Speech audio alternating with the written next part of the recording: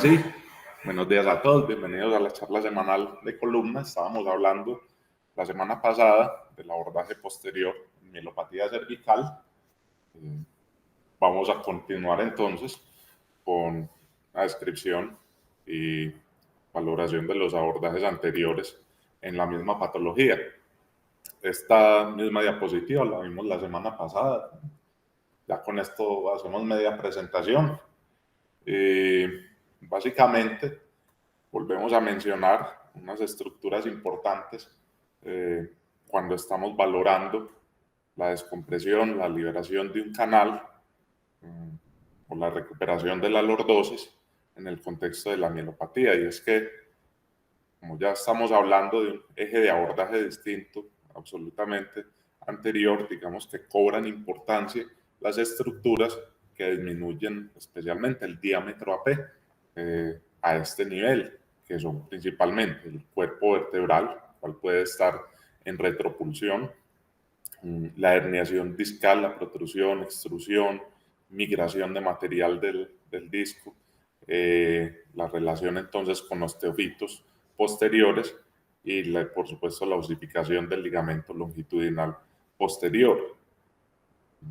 Vale mencionar, como aporte al desarrollo de la mielopatía, que cuando tenemos además la compresión anterior, cobra mucha importancia esa relación con la arteria espinal anterior. Por supuesto que todo dependiendo de la progresión de la compresión, se relaciona mucho con la disminución de la irrigación entonces de los vasos piales.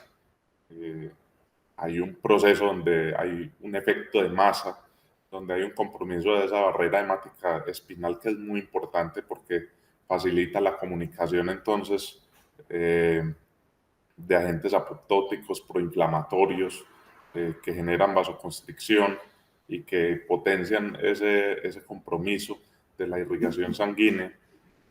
Y además, digamos que dependiendo del diámetro y dependiendo del compromiso del balance sagital de la columna cervical, entonces en ese ejercicio de flexión y extensión, crónicamente el paciente también puede estar sometido a un trauma que aumenta entonces el nivel de la mielopatía. Las imágenes entonces que describen a nivel anterior, a nivel ventral, los grados de compresión que podemos tener. En este caso tenemos entonces una ventana T2 con una lordosis conservada y una protrusión única de un nivel de un disco con mielopatía evidente imaginológicamente. Aquí tenemos entonces una lordosis mucho más rectificada, una enfermedad también de un nivel con mielopatía. Y aquí tenemos, además de la rectificación, comienza a aparecer entonces una cifosis de carácter apical y una compresión multinivel. Estos son los escenarios, digamos, importantes en ubicación y en nivel y en balance sagital, que más adelante serán importantes, como vamos a ver en la presentación, para tomar decisiones sobre cuál es la vía anterior más indicada para descomprimir y o estabilizar estos pacientes. Las preguntas esenciales entonces cuando vamos a realizar una vía anterior en el contexto de mielopatía compresiva son si vamos a hacer una disectomía, pues, confusión, o una corpectomía, confusión. Finalmente, como ya hablamos la semana pasada entonces del abordaje posterior, vamos a tener una pequeña adenda sobre cómo decidimos hacer un abordaje, si anterior, posterior o mixto. Y a la derecha podemos observar entonces, digamos, las dos variantes principales de abordaje anterior que conocemos clínicamente, que son la disectomía, en este caso aquí con el reemplazo de cajetines y además una placa anterior, y la corpectomía, e inclusive los últimos 20 años especialmente, se ha hablado también de procedimientos híbridos que comprendan además de la corpectomía también entonces la disectomía, tratando de buscar o garantizar mayor estabilidad o una corpectomía que garantice, por ejemplo, mayor balance sagital. Sin embargo, en la evidencia no se ha demostrado que haya una gran diferencia respecto a los dos abordajes convencionales que vamos a describir en estos momentos. A grandes rasgos, la primera pregunta es cuándo decidimos operar. Pues básicamente cuando tenemos esa mielopatía especialmente clínica y digamos que ese gold estándar clínico sigue siendo la escala modificada de la Asociación Japonesa de Ortopedia, que nos dice que prácticamente es mandatoria la intervención quirúrgica cuando tenemos una clasificación desde moderada, pues severa y moderada, siendo la leve, digamos, una indicación muy relativa que depende de un abordaje conservador de manejo de analgesia y de terapia en estos pacientes. Esta diapositiva también la conocíamos de la semana pasada, cuando hablábamos entonces del abordaje posterior. Aquí, a grandes rasgos, entonces, podemos ver que hay unos criterios que nos hacen tomar distintos caminos a la hora de definir esa vía anterior donde nos vamos a enfocar.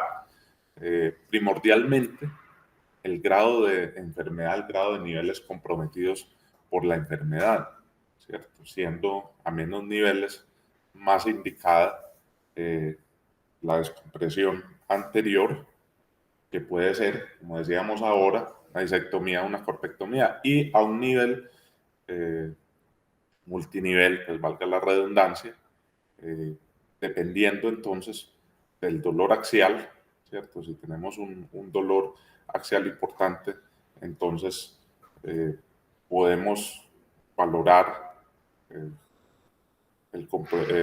la resección pues, de disco, la corpectomía o una vía posterior que comprenda fusión para que no aumente el dolor axial. Si no tenemos el dolor axial, vamos a valorar si ese paciente tiene una cifosis significativa.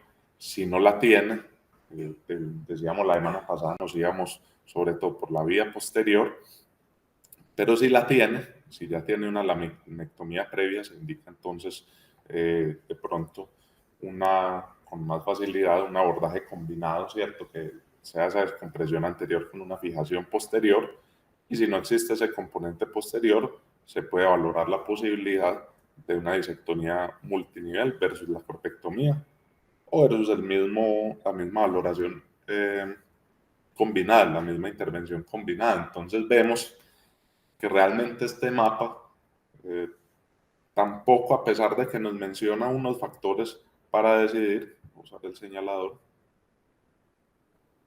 nos hace una gran diferencia, inclusive a nivel anterior, si nos vamos por una corpectomía, si nos vamos por una disectomía, si vamos a hacer ambos. Lo que vamos a hacer a continuación es ver esos factores para definir propiamente eso. Y esa decisión depende mucho de estos factores que estamos viendo aquí a la izquierda. ¿Cuál es el balance sagital de ese paciente? ¿Cómo está la lordosis de este paciente? ¿Dónde está la localización de la compresión? Si es una localización más relacionada al cuerpo, si es una localización más relacionada al ligamento longitudinal posterior o disco, el número de niveles comprometidos, como acabamos de ver, comorbilidades del paciente. Además, vale la pena mencionarle traqueostomías, deformidades que impidan un adecuado abordaje de la anatomía anterior, y la clínica propia del paciente. Si hay una relación más radicular, si hay más debilidad, si los síntomas coinciden más con un nivel de compresión ventral que se beneficiara más de un abordaje anterior. Entrando y sin ahondar técnicamente en aras del tiempo, vamos a hablar de la disectomía anterior más la fusión, donde esencialmente vamos a tener la remoción del disco, si tiene asociación con osteofitos posteriores, lo cual es usual pues, en esta patología degenerativa, la remoción de estos mismos osteofitos, la distracción del espacio es un principio de la disectomía con el reemplazo del disco que aumenta ese espacio entonces del disco e indirectamente puede generar además una descompresión de foramen y por supuesto que también una descompresión de canal, ¿sí? Que puede ocurrir en mayor o menor grado si se utilizan, por ejemplo, cajetines que aumentan, por ejemplo, la lordosis y generen, pues, digamos, un aumento, pues, del espacio medular. Aquí vemos, por ejemplo, entonces, una enfermedad multinivel. Bueno, lamentablemente esta autoforma acá oculta un poco la protrusión, eh, y vemos, pues aquí se ve el artefacto ya de hecho, entonces la corrección anterior con la liberación el espacio tecal, ¿cierto? Como adenda, curiosamente, eh, con este abordaje anterior, donde vemos además que se recupera un poco la lordosis y vemos acá había un componente cipótico apical y aquí recuperamos un poco la lordosis, ¿cierto? Va comenzando a aparecer entonces un componente posterior con este cambio de la dinámica. Entonces siempre hay que estar muy atentos a esas causas multifactoriales de la compresión medular. Como decíamos, la disectomía anterior puede ayudarnos entonces cuando queremos recuperar algo de lordosis o conservarla. Cuando tenemos una enfermedad de un nivel, la elección número uno, eh, por ser, digamos, menos invasiva, menos dolorosa, un tiempo de estancia hospitalaria pues más corto, y la placa anterior ayuda con una mayor tasa de fusión, ¿cierto? Especialmente, y aquí estamos viendo, por ejemplo, un abordaje multinivel muy largo que tiene una alta tasa de fallo, entonces, de fusión y del que se ayudan entonces con una placa para estabilizar. Aquí tenemos entonces otro ejemplo de una cifosis, digamos, más craneal que fue recuperada entonces con una abordaje multinivel de 3 niveles discales y una placa anterior. Describiendo la corpectomía anterior con fusión, entonces la búsqueda propiamente es a través de la vértebra llegar al nivel del ligamento longitudinal posterior y hacer un reemplazo con un injerto, pues usualmente se utilizan ahora los cilindros, antes se utilizaba cresta tibia, injertos óseos. Implica la remoción de discos en esos extremos distales, en el extremo craneal y en el extremo caudal, para garantizar entonces la adhesión del cilindro, y está indicado cuando tenemos entonces una compresión, por supuesto, que no es exclusiva del disco, porque nos habríamos ido evidentemente por la disectomía, y también cuando tenemos una enfermedad multinivel tiene más indicación que el uso entonces del disco. Entre las ventajas teóricas, cuando estamos manejando entonces varios niveles, habría menos interfaces de hueso injerto, como puede ser, por ejemplo, si yo decido poner 2 cajetines o 3 cajetines, ¿cierto? Aquí solo estamos hablando de la relación craneal y caudal entonces del injerto, por lo tanto, estadísticamente habría menor riesgo de pseudoartrosis y también pueden contar con el soporte entonces de una placa anterior para reducir entonces la falla temprana de instrumentación. Clásicamente en la literatura se ha descrito pues un beneficio especialmente en 1 a 2 niveles. Como sabemos, los multiniveles tienen mucha indicación en las guías de abordaje posterior. Entre más niveles intentemos abordar con un cilindro, pues más vamos a tener un aumento en la probabilidad de la falla. Y esto es porque, a diferencia, por ejemplo, del abordaje de discos, donde ya dijimos tenemos varias interfaces donde la fuerza dinámica, digamos, se distribuye, aquí todo, cuando el paciente se va a mover, ¿cierto? Mantiene su equilibrio, se va a centrar entonces en estos dos extremos, particularmente, entonces, en la flexión va a haber una mayor carga dinámica que se puede aliviar entonces en la extensión. La placa puede ayudar un poco, digamos, a invertir estos vectores de fuerza y a disminuir entonces la inestabilidad de este cilindro, que puede ser inestabilidad en un sentido lateral o en un sentido AP. Ya hace mucho, y aquí traigo pues un artículo del doctor Bacaro del 98, Se hablaba entonces, me disculpan este detallito acá, de la falla entonces en las fijaciones de segmentos largos cervicales. Aquí se habían tomado 45 pacientes de abordaje multinivel anterior. Se les hizo a estos pacientes una corpectomía sin instrumentación posterior, o sea, sin una fijación posterior, sin el 360, y en estos 45 pacientes, 9% presentaron entonces un desacople del injerto en 2 niveles. Cuando hablamos de 3 niveles, hablamos del 50%. Ojo, y en estos pacientes que no tenían abordaje posterior, 80%, ¿cierto? La suma total del movimiento, de la inestabilidad, entonces de ese injerto fue el 80% en pacientes de 3 niveles. En este metaanálisis entonces de tasa de fusión entre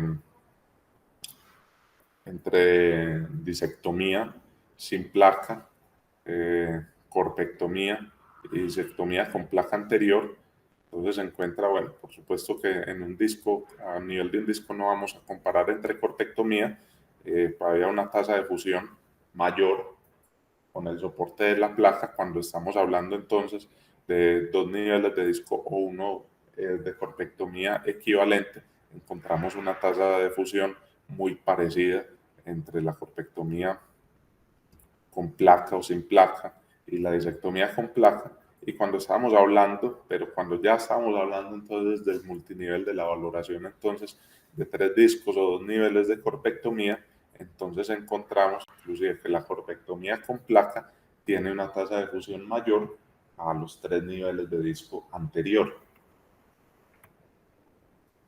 En cuanto a los desenlaces de corrección de lordosis a 3 meses, entonces aquí hay 2 estudios separados, retrospectivos. Este tenía un seguimiento a 5 años, este lo hizo a 3 meses y a 12 meses. Entonces encontramos que hay una mayor corrección de la lordosis en la disectomía respecto a la corpectomía, ¿cierto? Digamos que casi el doble, ¿cierto? De 2 hasta 10 y de 1 hasta 6.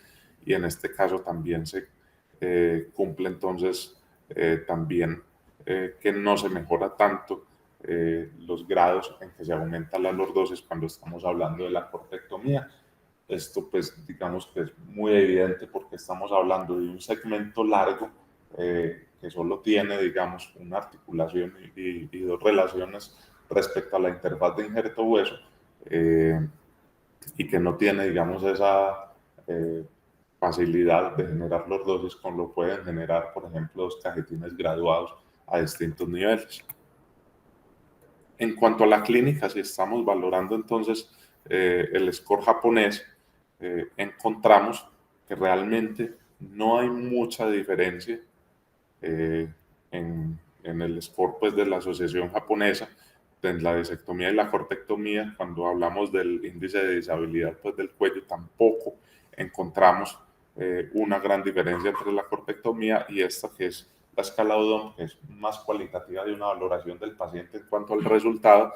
También encuentra realmente muy pocas diferencias entre las descripciones de excelente y bueno que hacen los pacientes de ambas intervenciones. Finalmente, entonces, volvemos a repetir estos factores. Una vez hemos encontrado que la tasa de satisfacción de los pacientes, la tasa de mejoría clínica entre las 2 intervenciones anteriores que acabamos de ver, es muy parecida y que de pronto la diferencia puede ir más de la mano de la reposición de la lordosis o de la indicación de los niveles adecuados para evitar riesgos en la falla de fusión, ¿cierto? Luego de ver eso, entonces la pregunta para finalizar pues este abordaje de mielopatía compresiva es cómo nos decidimos entonces entre anterior versus posterior y volvemos a esos factores para decidir pues entre las 2 alternativas anteriores que vimos también nos ayudan para decidir entonces entre anterior y posterior, la curvatura, la localización, los niveles, las comorbilidades y la clínica de compromiso del paciente. Esta lista entonces de un artículo de una revisión del 2018 del doctor Cate, entonces nos habla de los pros y los contras en un sentido, digamos, más cualitativo desde la recomendación de expertos, ¿cierto? Entonces, en la vía anterior hablamos de que podemos tener una descompresión foraminal más completa, pues por el acceso que podemos tener al foramen y que podemos tener, lo que habíamos dicho, mejor alineamiento, especialmente cuando utilizamos la disectomía. En la posterior, como habíamos dicho, además es una de las indicaciones, especialmente cuando hay afección de varios niveles, es mucho más fácil la descompresión. Dependiendo entonces del balance que logremos pues de la lordosis cervical, en el anterior podemos tener, digamos, se han descrito tasas superiores al 2.5 de enfermedad pues, del segmento adyacente, ¿cierto? Mientras que del otro lado, los contras pues, del abordaje posterior puede ser que no se logre una descompresión adecuada cuando tenemos componentes anteriores como los que describimos al principio de la presentación y que por supuesto en cifosis no es la indicación porque de hecho es mejor buscar la alineación con el abordaje anterior. En el abordaje anterior tenemos pues digamos la dificultad de la disfagia y bueno, el riesgo también de tener un hematoma que comprometa al paciente y el aspecto estético pues, de la cicatriz en la región anterior del cuello. En la posterior podemos tener entonces más disminución de los arcos de movimiento y el dolor axial posoperatorio. Y entre las complicaciones, sobre todo en la anterior, habíamos hablado la semana pasada de la parálisis entonces de C5. Y aquí tenemos, bueno, la disfagia, la disfonía o el daño pues, de estructuras adyacentes, tráquea, esófago, paquete vasculonervioso.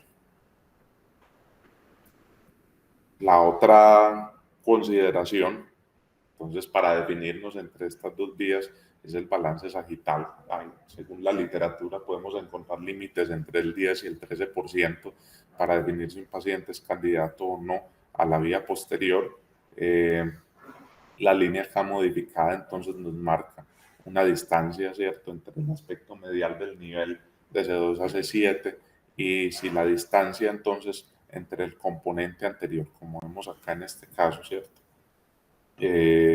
es superior a 4 milímetros, podemos esperar un buen beneficio de la descompresión posterior porque tendríamos básicamente una buena posibilidad de desplazamiento hacia posterior de todo ese cordón medular, ¿cierto? De hecho, posibilidad que no es infinita, ¿cierto? Y que se reduce entre más cerca esté entonces esa línea acá, porque sencillamente pues el cordón medular pues también tiene cierto anclamiento hacia posterior porque tiene la salida de las raíces por los forámenes, por ejemplo. En este caso, pues práctico, podemos ver dos ejemplos entonces del abordaje de la línea acá. En este caso vemos que hay una relación muy íntima entre la línea y los componentes de compresión anterior y hay una liberación entonces de la interfaz cuando se realiza, como vemos acá, una intervención anterior y en este caso tenemos una línea absolutamente alejada, evidentemente mucho más de 4 milímetros de los componentes anteriores y se logra una excelente descompresión, ¿cierto? Y aumento entonces de ese saco dural. Con un abordaje posterior, aquí vemos pues, que evidentemente ya no vemos las láminas en este paciente. De este cuadro, pues, tan ladrilludito, de un análisis pues, cualitativo de base de datos, digamos que lo que nos interesa entre la comparación de un número n de 163 pacientes versus 82 de posterior es que con validez estadística se encuentra menor sangrado. En la anterior se encuentra, digamos que sobre todo en todos estos pacientes en la población se operaron, sobre todo la gran mayoría fueron entre 3 y 4 niveles, pero sobre todo 3 niveles se llevaron pues todo el grueso quirúrgico de estos pacientes y que hay una reducción, ¿cierto?, de entre 1 máximo 3, 3 máximo 4 días de estancia hospitalaria del abordaje anterior versus el posterior. Además, y esto también es importante a la hora también de valorar los resultados, entre el abordaje anterior y el abordaje posterior no hay una gran diferencia en la mejoría clínica descrita entonces en la escala japonesa. En este artículo entonces se tomaron 435 casos que se dividieron en grupos de 80 pares pues, de pacientes y se encontró que tampoco hubo una gran diferencia en el índice de disabilidad de cuello, tampoco de la escala japonesa, que la complicación perioperatoria fue del 16% versus el 11%, que fue una pena estadística, y que las complicaciones principales fueron la disfagia y la disfonía del anterior y la radiculopatía en el abordaje posterior. Y este artículo me parece que es una revisión pues, de la Universidad de Cornell del año pasado, me parece bien interesante como conclusión a la hora de definir, porque sacan un cuadro donde nos hablan entonces de todo lo que hablamos de hablar, de todo lo que acabamos de hablar, y de la decisión de esos factores que acabamos de describir para definir entonces un abordaje anterior o posterior y cuál. Además, cierto. Entonces, aquí estamos hablando, bueno, cuando tenemos un nivel de compresión a nivel pues, del occipucio o el C2, está indicada la posterior. Cuando tenemos una enfermedad de un nivel, como decíamos al principio, hay mayor indicación entonces de una laminectomía entonces anterior. La compresión, la descompresión posterior también puede estar indicada, ¿cierto? A un nivel cuando tenemos especialmente componentes posteriores, ¿cierto? Y se indican las alternativas que habíamos descrito en la semana pasada de la laminoplastia, la laminectomía con fusión.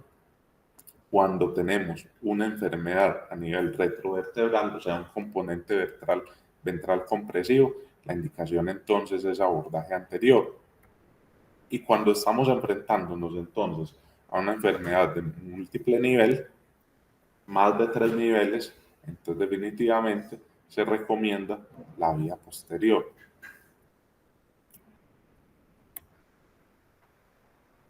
Cuando estamos hablando de segmentos estenóticos en relación entonces a estenosis congénita o a defectos pues, de alineamientos, menos de 3 niveles, ¿cierto?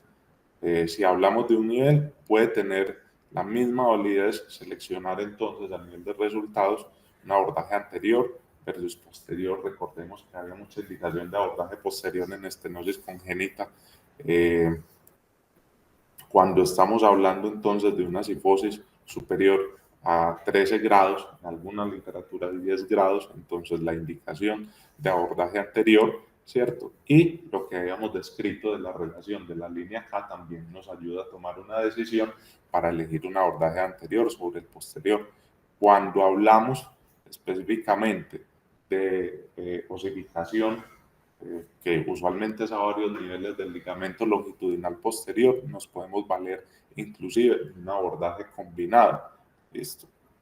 Y si tenemos una ocupación superior al 60% de ese ligamento posterior, podemos elegir sobre todo el anterior y el combinado, pero nunca el posterior exclusivamente por su gran compresión ventral, ¿cierto? Que haría que no tengamos un beneficio o un drifting posterior, lo que se define como el desplazamiento posterior del cordón medular.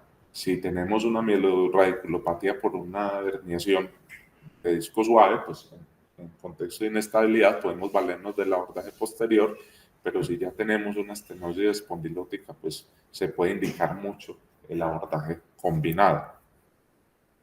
Y de acuerdo pues al hallazgo clínico, pues recordar que cuando hay un dolor predominantemente axial, los abordajes posteriores pueden empeorar y si se van a hacer deben tener un soporte entonces con fusión, por lo que uno podría hacer un 360. Y si tenemos factores que modifiquen entonces esa anatomía anterior, pues pronto es más indicado intentar, si se puede, el anterior, si no se puede el anterior, un posterior o un combinado. Eso sería pues como un buen resumen de este artículo a la luz pues como de la evidencia que tenemos, que es sobre todo de artículos retrospectivos y series de casos. Muchas gracias por su atención.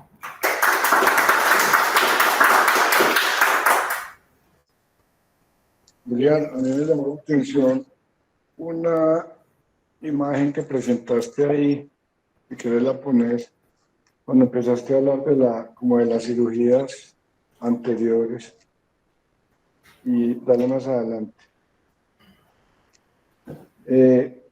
Me llama esa. Me llama la atención, esa, la que acabas de poner. Movió profetista. Esa cirugía tan gigantesca para un problema tan pequeño. Y esta imagen yo creo que representa la conducta actual de los cirujanos jóvenes. Mira, este paciente realmente tenía un disco que producía mielopatía, que es el 3-4, pero veo que le fusionaron toda la columna. Entonces esta es como la conducta que está tomando fuerza, y ya uno con los años dice, bueno, yo estoy equivocado o es que esto es así. Yo creo que esto no debería ser así, esto es una locura, y esto es lo que está vendiendo una idea que a mí me parece completamente equivocada. Este paciente aparentemente tiene una enfermedad degenerativa, pero uno por la imagen podría pensar que no es un paciente muy viejo, y entonces, ¿qué va a pasar con este paciente en 10 años? Eso es un punto. Entonces yo lo que digo es, hombre, yo creo que hay que ser más conservadores. Me parece que ese paciente máximo necesitaba la cirugía del disco 3-4, y no una cosa tan gigantesca. Lo segundo es que también ve uno muchos colegas que todavía hacen corpectomías de 2 y 3 niveles en enfermedad degenerativa en ancianos, y uno ve que esa evolución es muy mala. Esos materiales migran, no hay fusión. Me parece que en columna cervical es mucho el metal para un espacio tan pequeño. Entonces yo diría que si hay que hacer una corpectomía, hacerla con injerto de cresta ilíaca y máximo un nivel. Y si alguna vez tienen la oportunidad de reintervenir un paciente que ya ha sido operado hace un tiempo importante, más de 6 meses, entren con cirujano general, porque la probabilidad de romper el esófago es muy, muy grande por la fibrosis que tiene. Si alguno de ustedes tiene algún comentario, compañeros, adelante. Me parece muy buena la revisión. ¿Dónde está? Perdón, Julián.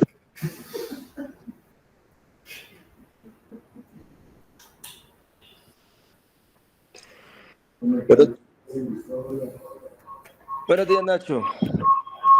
Buenos días. Buenos días a todos. Pues sí, con lo que comentabas ahí de la imagen, pues sí, realmente sí llama mucho la atención esa descompresión y esa fijación tan extensa para una enfermedad pues que realmente comprometía un solo nivel. En el grupo de estudio que publicó ese artículo, pues digamos que ellos son los que más están estudiando alrededor de la mielopatía cervical espondiloartrósica, y están tratando de definir como cada vez como más criterios de cuándo operar un paciente, porque, por ejemplo, uno con mucha frecuencia se encuentra pacientes con estenosis, digamos, importantes del canal, sin muchos signos en la imagen de mielopatía, y clínicamente solo con algunos hallazgos que de pronto, o algunos síntomas tal vez subjetivos del paciente que hacen pensar en que realmente hay algún tipo de lesión, al menos fisiológica, de la médula. Y digamos que la mielopatía cervical espondiloartrósica pues tiene varias características. Primero, características. Primero que, pues, es algo que tiene un tratamiento muy efectivo. Y segundo, pues, digamos que es una enfermedad también que tiene un comportamiento, entre comillas, digamos, muy ominoso porque pues, los pacientes no se recuperan completamente de cualquier tipo de lesión neurológica que puedan tener en su evolución. Entonces, yo creo que todavía sí estamos como un poquito cortos en algunos criterios para definir cuáles pacientes se benefician más de cirugía y cuáles pacientes pueden, digamos, observarse y ver cómo van evolucionando, pues como específicamente en la parte neurológica. Ahí ayudan los potenciales evocados motores, específicamente los somatosensoriales no tienen mucha utilidad. De pronto, Julián, eh, no sé si revisaste algo de eso. Y especialmente en cuanto a los potenciales evocados dinámicos, porque como también otro tema pues que está por ahí, digamos, digamos que en estudio, son las resonancias dinámicas, o sea que hay pacientes que uno los ve con una resonancia en neutro, pues con un canal, digamos, no muy estrecho, pero hay pacientes en los que en flexión tienen compresiones graves, inclusive con signos, en algunas imágenes, digamos, más avanzadas de sufrimiento medular. No recuerdo, pues, cómo se llaman las secuencias medulares, pues no recuerdo, digamos, el dato específico de cómo es el protocolo que se debía hacer, pero también, digamos, que la medula pudiera evidenciarse el sufrimiento medular en resonancias dinámicas. No sé si alguien más tiene otro comentario, pues como para no quedarme aquí conversando o qué piensas, Nacho. No, de acuerdo. De acuerdo, Gustavo. Ah, sí, Gustavo, yo tenía una pregunta. ¿Qué es otra? Ah, quita el coso. El palito, quita el palito. Que es otra cosa que se ha generalizado y es que cuando se hace una corpectomía de un nivel, siempre después se hace vía posterior. Yo no estoy como muy convencido de eso, pero a mí me parece que esa es como la conducta actual. No sé qué pensás de eso y si la corpectomía, cuando hacen la vía posterior para reforzar la corpectomía anterior, se sube en un nivel más hacia arriba y uno más hacia abajo. Pues no, Nacho, o sea, digamos que en un solo nivel de corpectomía no habría como ninguna indicación de hacer una fijación 360. Sí. No habría como ninguna indicación de dar una fijación 360. Digamos que como lo comentó Julián, digamos que todo depende del riesgo de pseudoartrosis y eso está muy relacionado con la cantidad de superficies que, digamos que biológicamente están retadas para generar algún tipo de artrodesis. Entonces, digamos que se considera que hasta 3 niveles de disectomías vía anterior, digamos que no tienen un riesgo alto de pseudoartrosis y en pacientes sin factores de riesgo se pudiera considerar no hacer una vía posterior. Pacientes a los que se les hace más de 3 disectomías, o sea, 4 disectomías, la probabilidad de que hagan pseudoartrosis ya es muy alta, pues yo inclusive lo revisé recientemente y se Yo te habla, pregunto en corpectomía. sí, y se habla que puede ser hasta el 50%, y en vertebrectomías, digamos que más de una vertebrectomía, o sea, hasta 2 vertebrectomías, digamos que pudiera no necesitar una vía posterior en un paciente sin factores de riesgo, más de 2 vertebrectomías, sí necesita teóricamente una vía posterior. Entonces, digamos que pacientes ancianos que yo ya, pues prácticamente que a veces es difícil definir ya que es un paciente anciano, pero pues hablan que pacientes mayores de 65 años, fumadores, consumidores de esteroides, con enfermedades crónicas debilitantes y especialmente pacientes diabéticos tienen un riesgo más alto de fallar. Entonces, pues una corpectomía no necesita vía posterior, 2 corpectomías en pacientes con factores de riesgo y más de 2 corpectomías, o sea, 3 corpectomías, siempre necesitan una vía posterior complementaria.